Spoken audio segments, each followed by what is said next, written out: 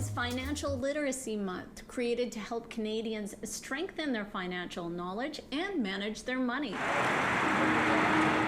Atwal City for Financial Literacy Month, we usually set up financial literacy workshops or seminars throughout the month. They range from identity theft and prevention, or it can also be basic banking or anything that the communities may ask for us.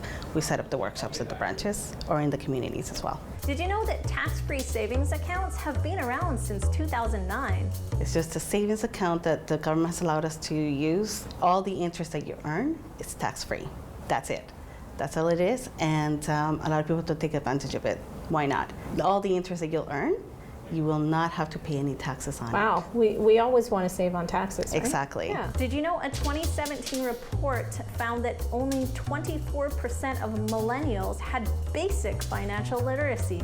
They do have a little bit more knowledge when it comes to maybe investing or what kind of apps to use for their mobile banking, etc. But there's still little gaps in there that are not filled just by going online.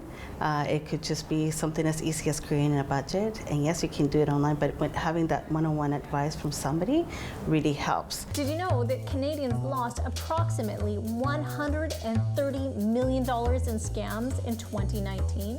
And that's actually just a fraction of the amounts that have been lost. There is a need to provide financial literacy when it comes to ID theft and fraud prevention. Did you know applying for a credit card can negatively affect your credit score? There's still actually a myth out there that the more credit cards you have, the better, when it's not. You only need to have one or two. If you don't need one, okay, that's great, but sometimes they are needed. You cannot avoid them in some cases, like when you're renting a hotel or renting a car, they require you to have a credit card. Did you know some financial institutions offer free checking accounts? They do, actually, and you would have to do your research to see which one's the best for you. Some of them are actually online, and if that's something that works for you, then that's fine. And it just depends on the financial institution. Did you know a 2019 survey revealed only 37% of Canadians passed a financial literacy test? So we know that there is a need.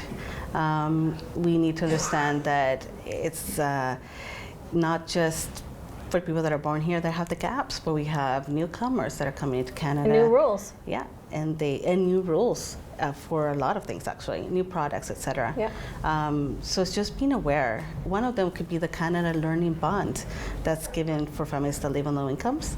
What's that? It's when you open a registered education savings plan. If you there's a threshold that the government has put in place, and if you apply for it, they actually give you $500 grant deposit, and if you continue to qualify, $100 until your child turns 17.